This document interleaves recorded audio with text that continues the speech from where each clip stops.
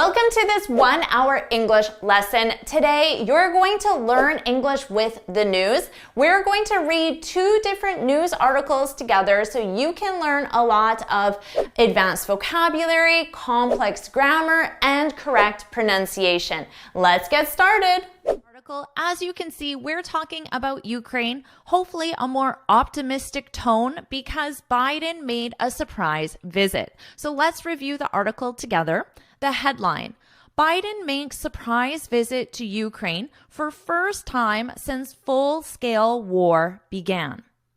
First, I want to point out that in headlines, it's very common to omit, which means not include words that are unnecessary, such as articles or even subjects.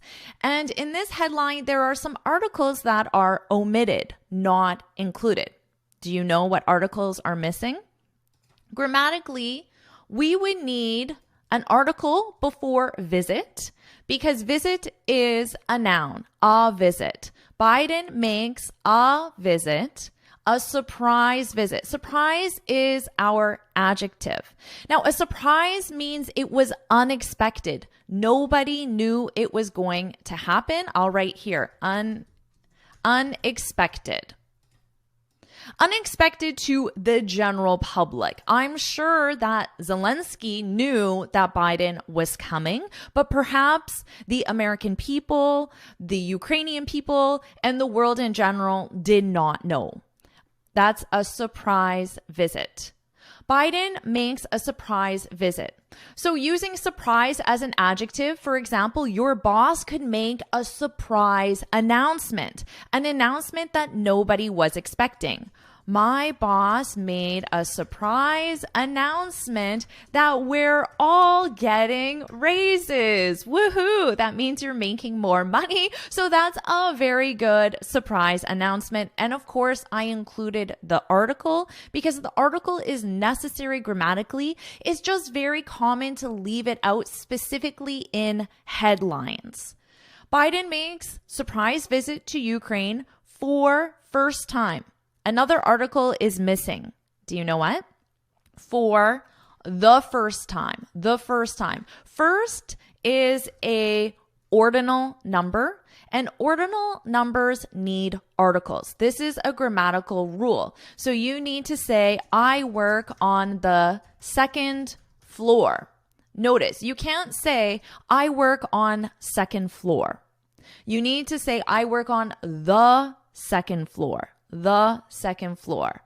I work on the first floor, the 5th floor. I live on the 19th floor, whatever it may be.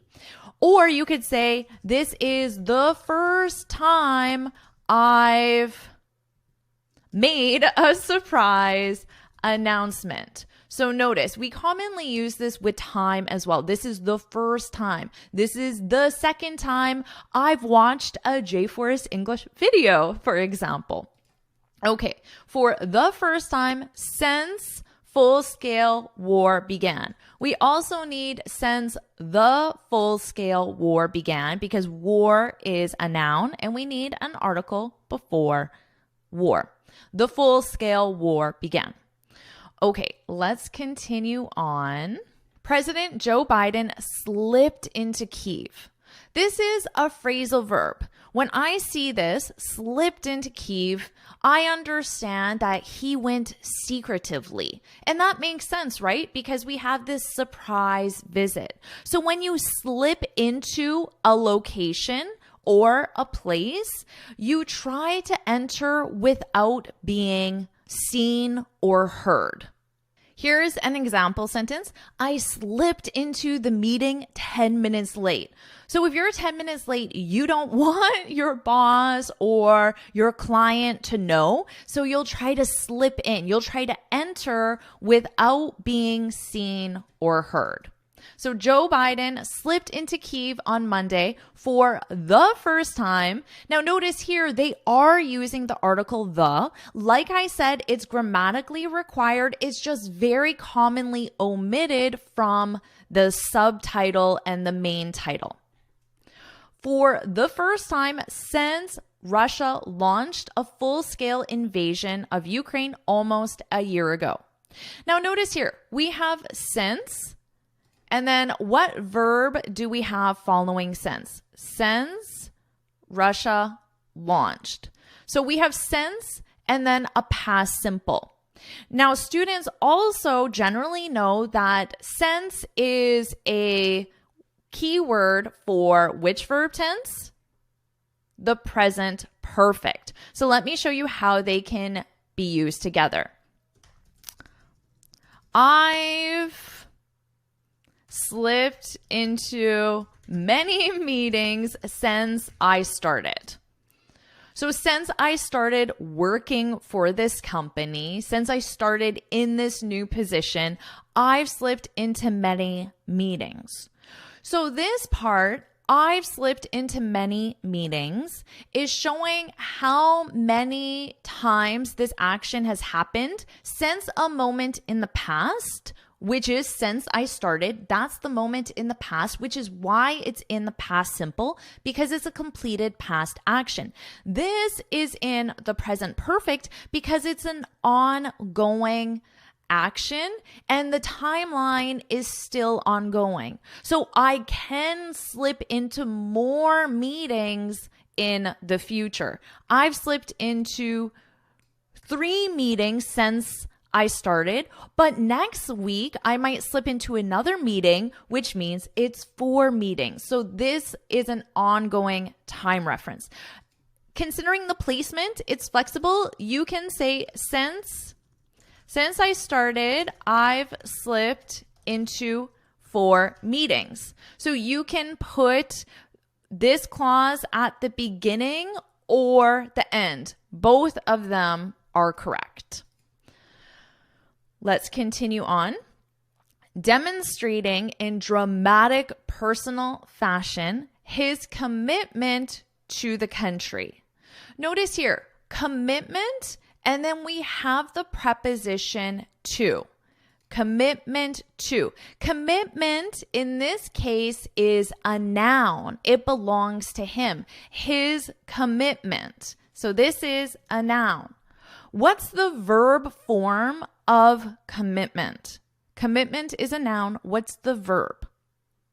The verb of commitment is commit. Commit. But you also need the preposition to, which means if you have a verb, you need the ing form because you have this preposition to. So you could say, I'm committed to improving my public speaking skills. I'm committed to. Let's continue on. The highly secretive visit. So in this case, we have secretive again, which is our adjective, secretive. Let me highlight this for you. And this is an adjective. It's describing the visit. It's a secretive visit. Now, highly is an adverb, and it simply is emphasizing how secretive it is. It's another way of saying very. It's a more advanced way of saying very. So you could say she's a committed person. She's a very committed person.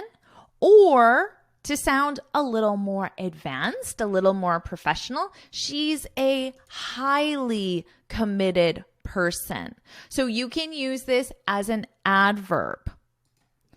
Let's continue on. The highly secretive visit comes at a critical moment. Critical in this case simply means very important. Very important. That's critical.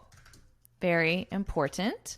Moment in the 12-month conflict. This is how long the conflict has been going on, with Russia preparing for an expected spring offensive.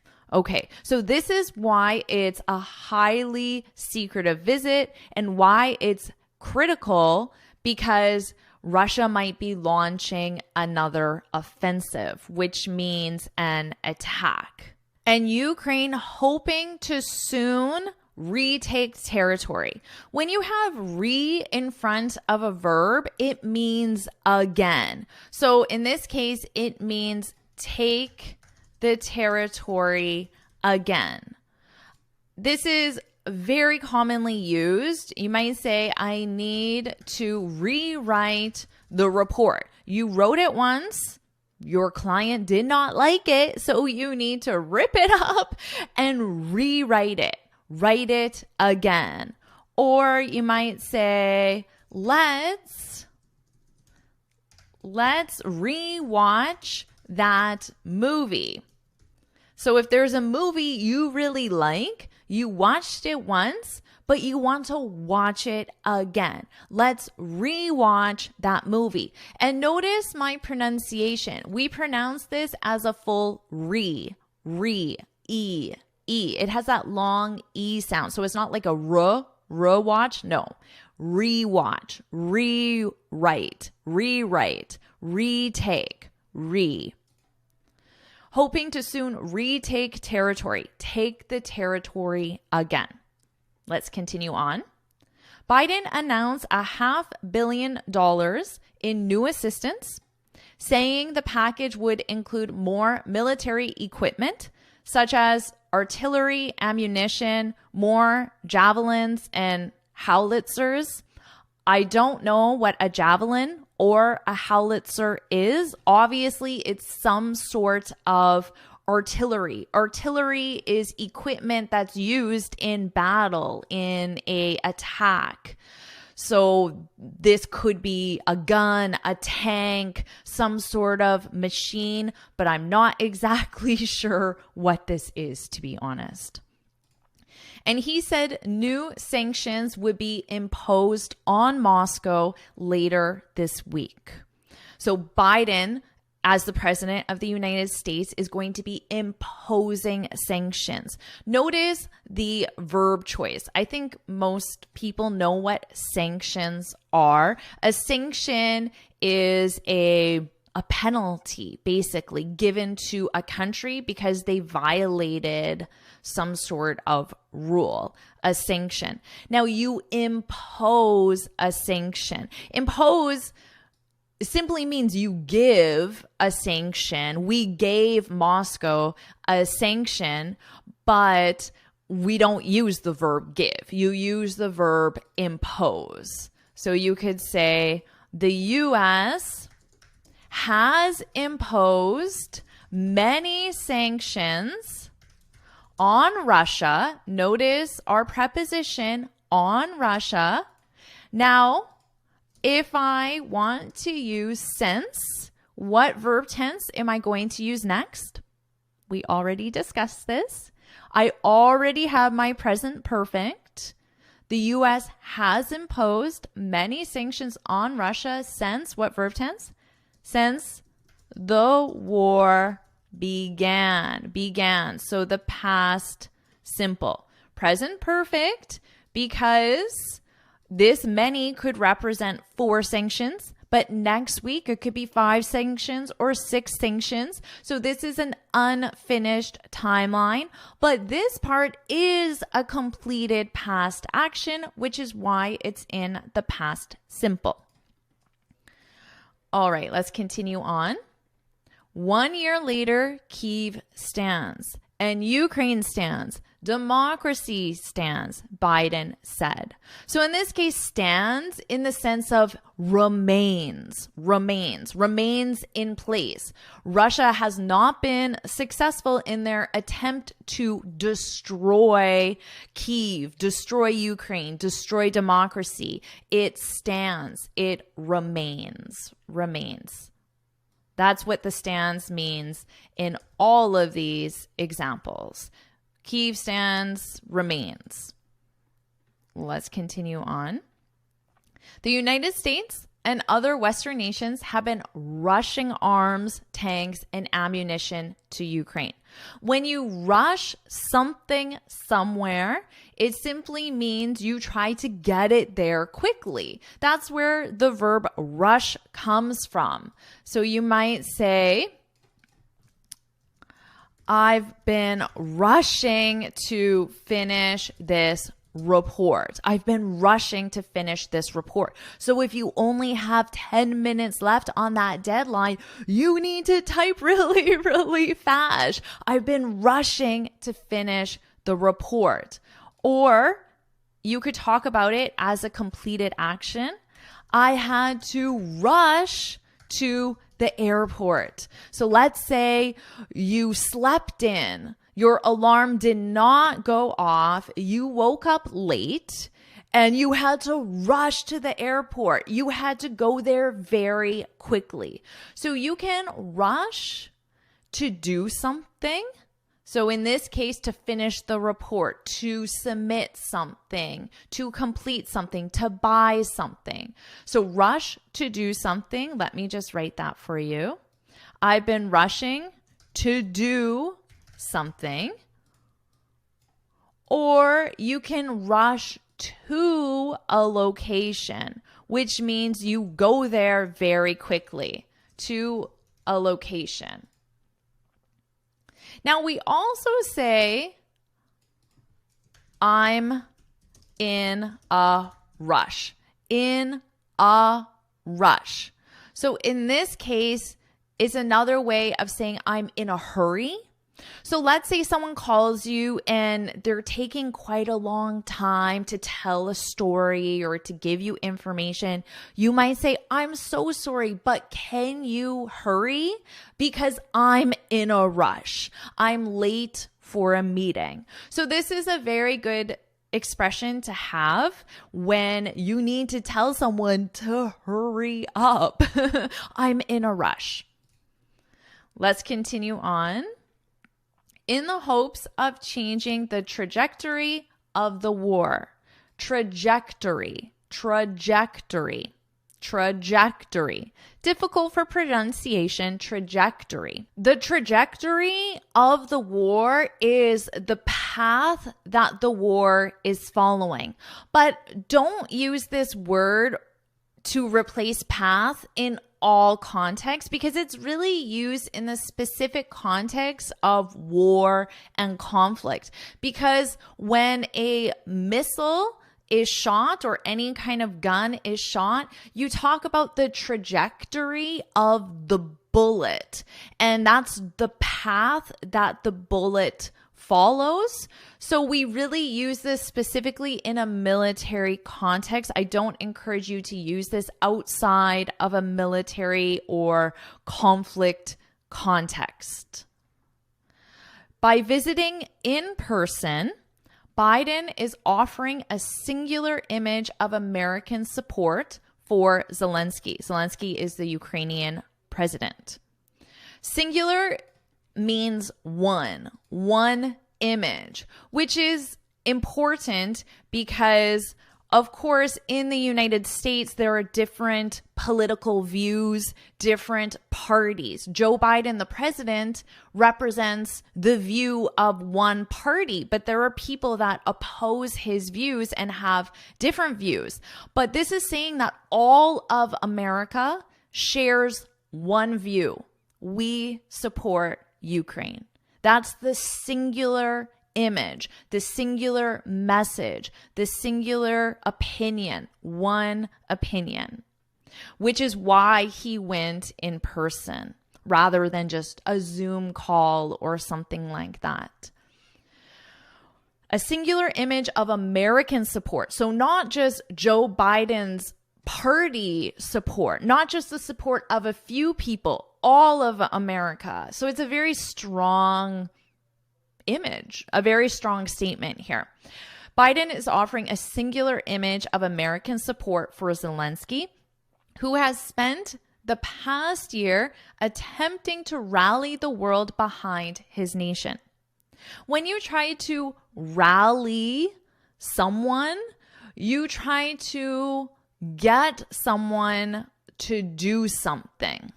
So here's an example sentence. How can we rally the employees to work on the weekend? So most likely people don't want to work on the weekend. So you need to rally them. Rally someone to do something, and it means to try to get someone to do something. So maybe you can offer them a bonus, buy them lunch, or give them some sort of reward or incentive. That's how you can rally the employees. So Zelensky is trying to rally the world. He wants the world to support Ukraine. All right. Rally the world behind his nation. Behind his nation just means to support his nation, and appealing for greater levels of assistance. When you appeal for something, it just means you ask for something, to ask for something. I'll add to strongly ask for something. And the something he's asking for is greater levels of assistance. Let's continue on. Biden arrived in Kyiv at 8 a.m. local time after a lengthy covert journey from Washington. He departed Kyiv in the early afternoon, so a very short visit. He arrived at 8. He departed early afternoon. To me, sounds like 2 p.m. 2 p.m.-ish would be early afternoon. Thank you for coming, Zelensky said, shaking Biden's hand. U.S. officials have privately voiced hope the massive influx of weaponry to Ukraine can help Ukraine prevail on the battlefield and put Zelensky in a stronger position to negotiate an end to the war. Okay, an influx, when you have an influx, it's something coming in. So receiving something coming in or receiving something. And that makes sense, right? He has a massive influx of weaponry, a lot of weaponry coming into Ukraine from other countries. And prevail simply means to win, to beat the opponent. So to prevail on the battlefield, to win on the battlefield, and put Zelensky in a stronger position to negotiate an end to the war. But it remains unclear what parameters Zelensky might be willing to accept in any peace negotiations. And the U.S. has steadfastly refused to define what a settlement may look like, beyond stating it will be up to Zelensky to decide. Here, steadfastly. This is an adverb, and it simply means strongly, without stopping. So he's refused to define what the settlement may look like, and he's still refusing. He's not stopping that. He's strongly refusing. Beyond stating it will be up to Zelensky to decide. So it's the U.S. has refused to define it, which makes sense because it's a settlement involving Ukraine and Russia. So the U.S. doesn't want to get involved in the settlement, which is why President Joe Biden is refusing and steadfastly refusing.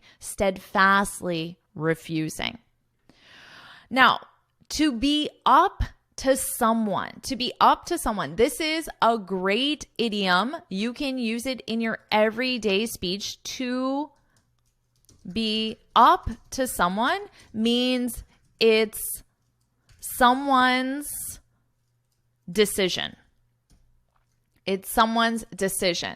We use this in a very casual context. Here it's used in a more formal context, but it's very commonly used in a casual context. What do you want to have for dinner tonight? It's up to you. It's up to you, not a question mark, period. It's up to you.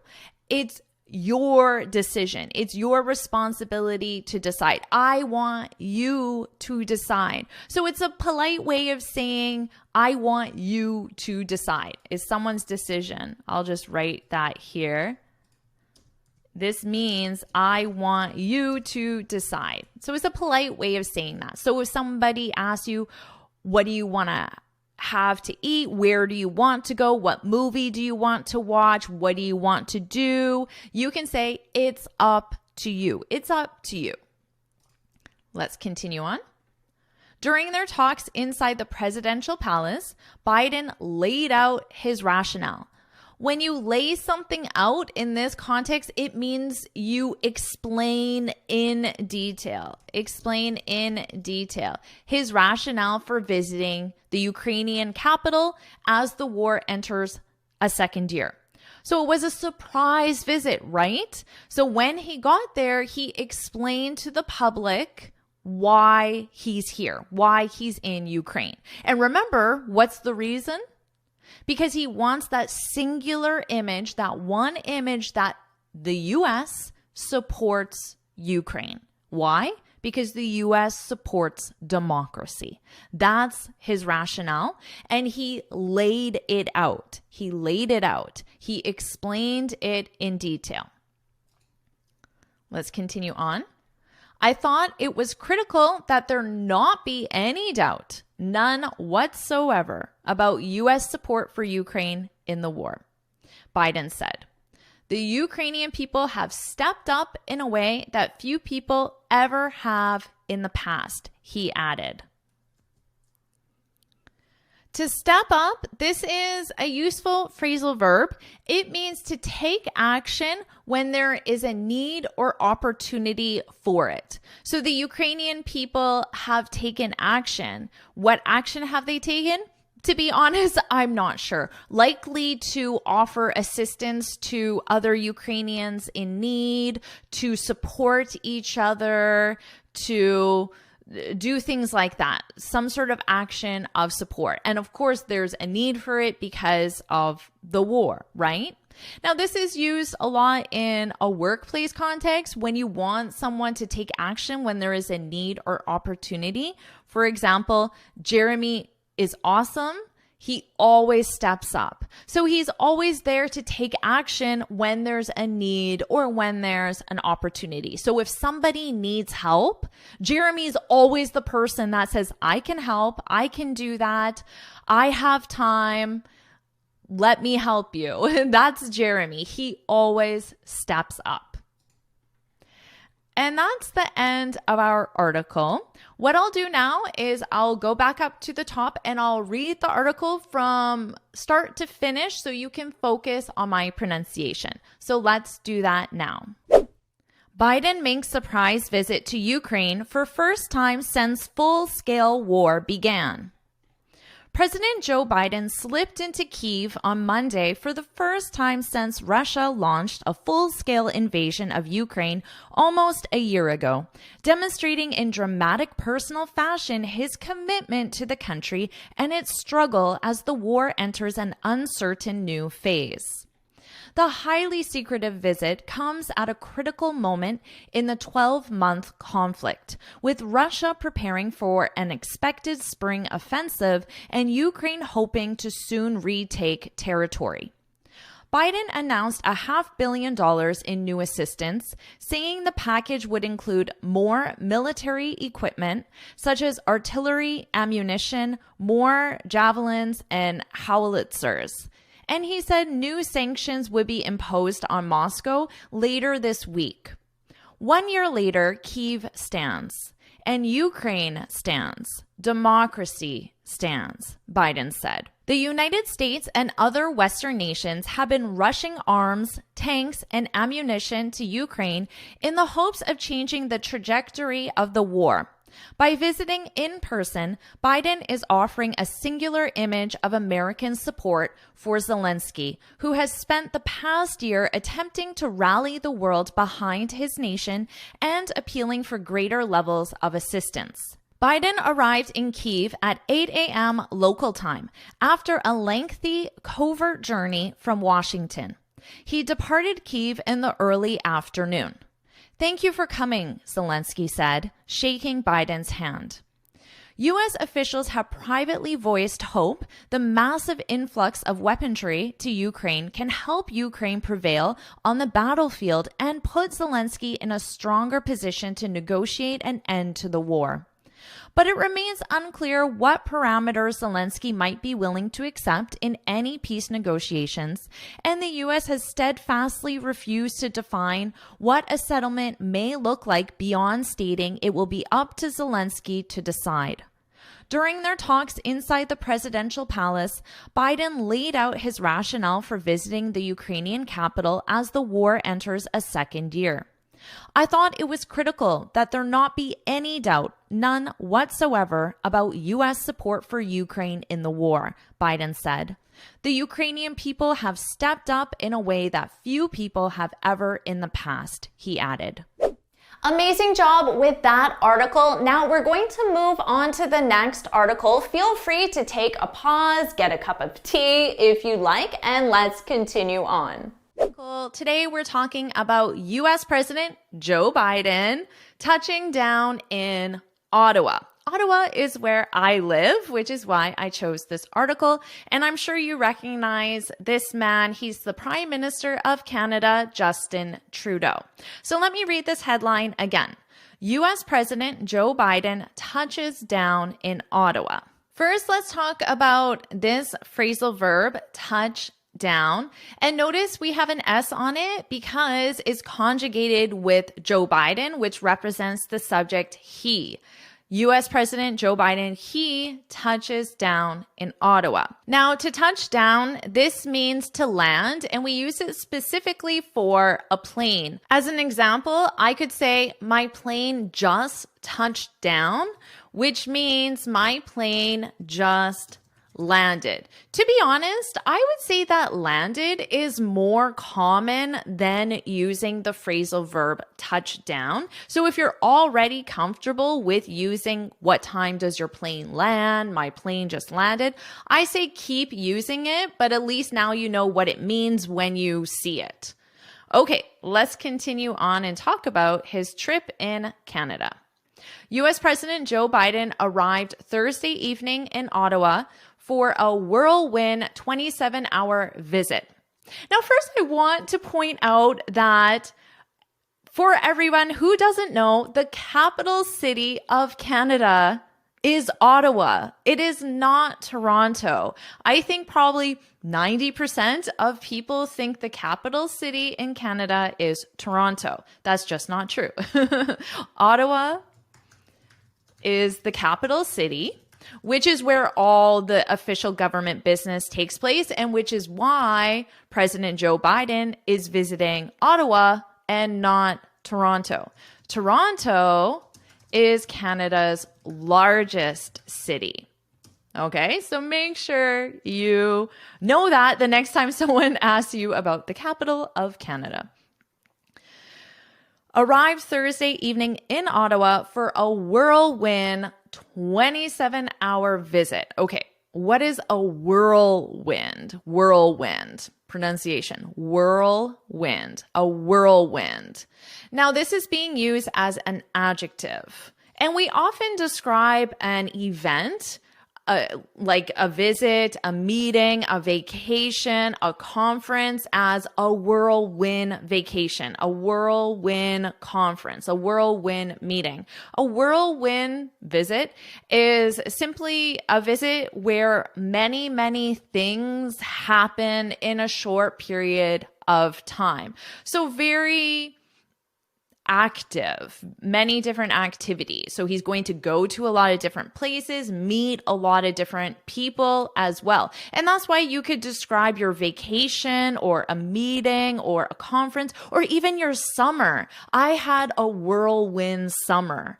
It implies that you did many, many different things. You saw many, many different people. So I would say busy, eventful, see lots of people, things. That's how I would describe it. And this is an adjective. So it's an adjective.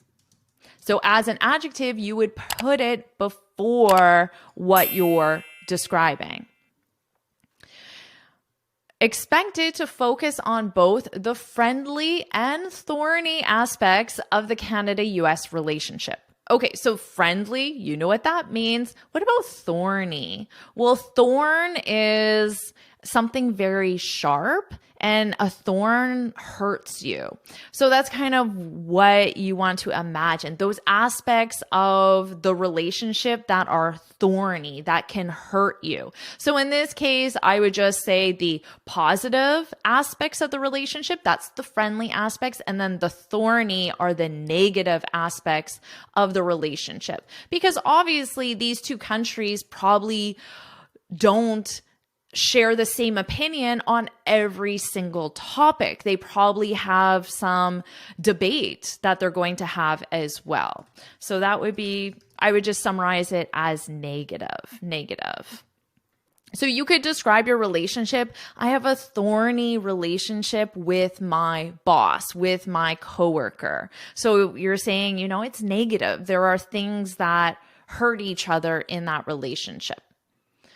Okay, thorny aspects of the Canada-US relationship. I don't know what those aspects are.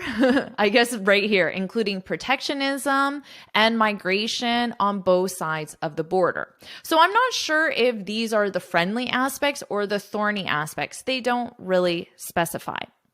Now, actually, before we move on, I want to talk about the pronunciation of Canada, because I actually hear a lot of mispronunciation because of syllable stress. So a lot of students will put the stress on the wrong syllable, or they won't put any stress on it. So it's Canada. It's not Canada. Canada. Sometimes I hear that where the da is really strong. Canada. No. Canada. Okay? That's how you say it, like an American, like a Canadian. Canada. So this da is quite short. Canada. So now you know the capital of Canada, the largest city, and you know how to correctly pronounce it. All of these notes are available in a lesson PDF, so you can look in the description or the comment section to download the free lesson PDF. All right, let's continue on. It's quite a packed schedule. So a packed schedule, this is just another way of saying busy. Now, you could also think of it as crowded, because you can say the event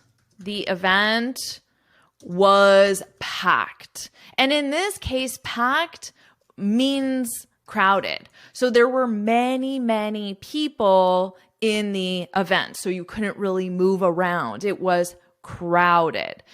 But because we're talking about a schedule, it really more means busy.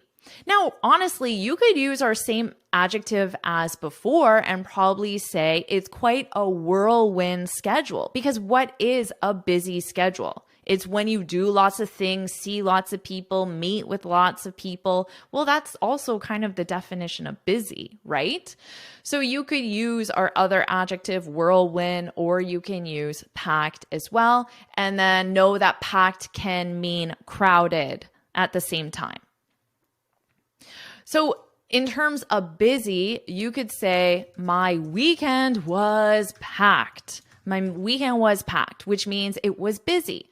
Now, sometimes we actually add, which is kind of fun, I like saying this, we add the word action in front. Oh, my weekend was action-packed. You don't have to say that. You can simply say packed, but that's just an option.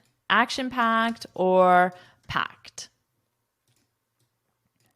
All right. It was quite a packed schedule for a short trip, said White House National Security Council spokesman, that's a long title, John Kirby, on Wednesday. This is a meaningful visit. Canada is one of the United States' closest allies. Notice they have this apostrophe. This is to show possession. The United States' closest allies and friends. So the allies belongs to the United States. The friends belong to the United States. So that's why. Now, generally with possession, I would say, that's my friend's shirt. So that is when I'm talking about my one friend, right? So my one friend, singular. Now this S is not plural, it's to show possession. It's to show the shirt belongs to my friend. Okay. Now I could say, that's my friends, because I can say my friends and it could be plural. That's my friends. What could be a multiple item belonging to my friends? That's my friend's dog. Okay, let's say I have two friends and they live in the same house and they share one dog. So the dog belongs to my friends, two friends, plural. But I just put the apostrophe here because there is already an S. So I don't need to put another S because that looks weird, right? So you don't need to put another S if it ends in an S. And this is to show possession. This is also to show possession. Okay. Canada is one of the United States' closest friends and allies and friends, and has been now for more than 150 years. Why is it 150 years? Because that's how long Canada has been a country. It's been 152 or 3 years. That's why they say more than. So since we became a country. This will be the first true in-person bilateral meeting. A bilateral meeting is a meeting between two people. So it's just another way of saying two people. I don't know why they really said it, because it's already implied, because it's Joe Biden and Trudeau and they're two people. Anyway, you could say, I'm having a bilateral meeting with my boss. And this implies that the meeting is between you and your boss, because bilateral is with two people. Now, let's say it's actually my boss's friend. I can't think of anything else, so I'll say friend. But notice this is possessive because the friend belongs to my boss. Boss already ends in S, so I don't need to put another S there. If it were the other way around, my friend's boss, I put apostrophe S because it does not end in S. And this is also showing possession. I have a bilateral meeting with my friend's boss. Okay, let me highlight that for you. Between the two leaders in Canada since 2009. So it will be the first true in-person bilateral meeting. Now, adding in person, because obviously in the last few years, a lot of meetings have taken place online. So it suggests that it's possible they had an online bilateral meeting. It's possible. Now, notice we have since plus a specific time. Since 2009. Since last summer, since March 5th. And we use for with a time period. For 2 weeks, 2 years. Now, in this context, for doesn't work. You wouldn't replace. It will be the first in-person meeting for 2 weeks. It doesn't make any sense. So we can't replace it with for, but I'm just letting you know that there are specific times when you use since or for in other cases, because I do see mistakes with those. In this case, we need to use since, and we have to have a specific time because since is only used with a specific time. Okay. The first year of Biden's term, so here's another possessive, the term belongs to Biden. The first year of Biden's term focused on rebuilding Canada-US relations following Trump's divisive term in office. All right, let's take a look at this. Focused on rebuilding. So notice a couple things. One, it's in the gerund form. My verb is in the ing gerund form. Why? because I have a preposition here. On is a preposition. And when we have a preposition, your following verb, in this case, rebuilding, needs to be in the ing, in the gerund form. So that's our gerund. So I'll just write that out for you. Preposition plus gerund. Now we have a re in front of building to say is happening again. So we're building it again. You might say, Jennifer, this lesson was awesome, but I need to re-watch it. I need to watch it again. Why? Well, because you need to practice everything I'm teaching you in this lesson, right? I need to re-watch this lesson at least 3 times to really fully learn everything I'm teaching you in this lesson, because I'm going quite fast, aren't I? So this means watch again. And notice for pronunciation, e. I'm not doing like a schwa sound, watch.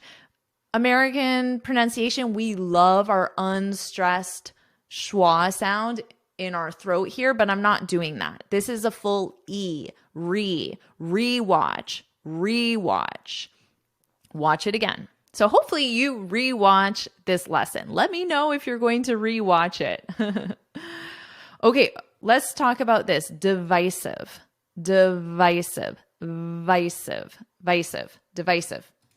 Trump's divisive term in office. Divisive comes from the word division, which also comes from the word divided. When people are divided, when there's division between a group of people, it means some people think this and other people think that. And divisive is the adjective that's describing that. As an example, I could say his policy is very divisive. It causes some people to be here and other people to be here. It causes division. It divides people. So it's implying that Trump caused division between the United States and Canada, or at least their relationship. Let's continue on. The second focused on meeting obligations. The second, remember here we are talking about the first year of Biden's term. Now we're talking about the second year of Biden's term. The second focused on meeting obligations. So again, on is our preposition. So we have our gerund here. Meeting obligations, including prioritizing orderly and safe migration through regular pathways, Kirby said. Now, heading into the third year of his term, we use the word head as a replacement to the word go. So you could say going into the third term. Going, or I guess in this case, you might want to think of it as entering, but go, there's movement, right? And enter, there's movement as well. I'm going into the store. I'm entering the store. Now, we do use head a lot.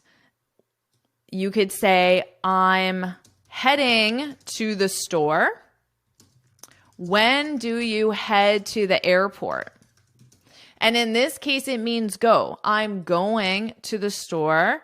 When do you go to the airport? It's extremely common. It sounds very natural. Americans, we love saying head as a replacement for go. So you can start with these two expressions and then add on some more to your vocabulary once you get comfortable with them. Now, heading into the third, this visit is about taking stock of what we've done, where we are, what we need to prioritize for the future. Okay, when you take stock of something, you basically assess the current situation. So you might say, we need to take stock of our finances. So you need to think about your current financial situation and then perhaps the recent past of it, and then going into the near future as well. So the current situation, including the past and the present. So let me just write that out for you. Let's take stock, or we need to take stock of our financial situation. As I said, I think the best replacement would be assess. When you assess something, you think about the current situation. So assess, think about the current situation. And in this case, it's the current situation of your financial situation. A little bit confusing there using situation twice. So this visit is about taking stock of what we've done. So assessing what we've done, where we are, and what we need to prioritize for the future. So far, neither the White House nor the Prime Minister's office have confirmed if there will be any impromptu stops during the trip. All right, let's take a look at neither nor. I did create a separate video on neither nor because I hear a lot of mistakes with it. So I'll put the link to that video in the comment, but just know that neither is used when it's negative. So it's saying not the White House and not the Prime Minister. So it's negative for the White House and it's also negative for the Prime Minister. That's what I'll say now, just because I do already have that full lesson on it. So I will just say link to lesson in the video description on neither nor. It's a great video, and I highly suggest you watch it.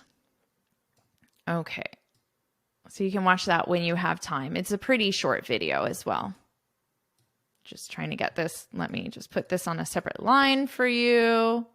Neither, whoopsie. Neither nor. Oh, okay, got it. Whew. So far, neither the White House nor the Prime Minister's office have confirmed if there will be any impromptu stops. Well, what's an impromptu stop? It's an unplanned stop. Unplanned. It seems like it would be obvious that there would be unplanned stops. For example, if you and I were going on a vacation, we wouldn't plan out every single place, including cafes, restaurants, stores, in advance and have that on an itinerary, right? If we felt like going to a cafe, we would go to a cafe. Obviously, that's not how it works for the president for security reasons. Everything has to be very planned out so security can be present. So that's why an impromptu stop is unlikely. But it did happen when Barack Obama, former president Barack Obama, visited Ottawa many years ago. And that's what this picture represents. I'll continue reading this. So it hasn't been confirmed if there will be any unplanned impromptu stops during the trip, meaning we'll have to wait and see whether there will be another Obama cookie moment. If you come to Ottawa as a tourist, you will see this Obama cookie. It's very popular for tourists, and it's because Obama visited Canada in Ottawa, where I live, the capital, remember, in 2009, and he had an impromptu stop, an unplanned stop. So he went to our tourist area, which is called the Byward Market. That's just an area of the city in our historic downtown where the tourists generally go. And he went to a bakery and he bought a cookie from that bakery. Remember, this happened in 2009. Today, if you go into that bakery, there are pictures of Obama everywhere. Like this picture is from the bakery. And this is a television. What I'm pointing at with my mouse is a television, and it plays over and over again Barack Obama's trip in Canada from 2009. It's pretty funny because even now it's a big tourist attraction in Ottawa to come see this Obama cookie. So if Biden makes an impromptu stop, maybe we'll have a Biden cookie in Ottawa as well, or something like that. Okay, we'll have to wait and see if there'll be another Obama cookie moment when then US President Barack Obama popped into a bakery in the Byward Market during his 2009 trip. I like this phrasal verb to pop into. When you pop into a store, a cafe, a bakery in Obama's case, it means you just enter quickly. So you just go in, you get your cookie, and you leave. So most likely you're not going to stay for 2 hours and have lunch with a friend. You're just going to get something and leave. So if you're with your husband or wife or a friend, you might say, is it okay if we pop into this store? I need to buy, and then you can just tell whatever you want to buy, okay? Now, when you say pop into, your friend, your husband, your wife, they understand that is going to be quick. So even if you're on a schedule, they know, okay, it's not going to take a long time. So if someone asks you like, oh, did you visit the museum when you were in Ottawa? You might say, we popped in, which means you didn't spend a very long time. So this is the same as saying visited quickly. We popped in. We just took a few pictures, looked around, but we had another appointment to get to. We just popped in. So we use this a lot when you're going to stores, or you might go pop into a friend's house, which means you visit that friend for a brief period of time. So my friend popped in over the weekend, just sometime over the weekend. Oh, my friend popped in over the weekend. So she visited me quickly. That's what it implies. And that's the end of the article. So now I'll read the article from start to finish so you can focus on my pronunciation. U.S. President Joe Biden touches down in Ottawa. U.S. President Joe Biden arrived Thursday evening in Ottawa for a whirlwind 27-hour visit expected to focus on both the friendly and thorny aspects of the Canada-U.S. relationship, including protectionism and migration on both sides of the border. It's quite a packed schedule for a short trip, said White House National Security Council spokesman John Kirby on Wednesday. This is a meaningful visit. Canada is one of the United States' closest allies and friends, and has been now for more than 150 years. This will be the first true in-person bilateral meeting between the two leaders in Canada since 2009. The first year of Biden's term focused on rebuilding Canada-U.S. relations following Trump's divisive term in office. The second focused on meeting obligations, including prioritizing orderly and safe migration through regular pathways, Kirby said. Now heading into the third, this visit is about taking stock of what we've done, where we are, and what we need to prioritize for the future. So far, neither the White House nor the Prime Minister's office have confirmed if there will be any impromptu stops during the trip, meaning we'll have to wait and see whether there will be another Obama cookie moment when the US President Barack Obama popped into a bakery in the Byward Market during his 2009 trip. Amazing job with this lesson. If you're up for it, I have another lesson right here that I know you're going to love. And make sure you get your free speaking guide where I share 6 tips on how to speak English fluently and confidently. You can get it from my website right here. And when you're ready, get started with your next lesson.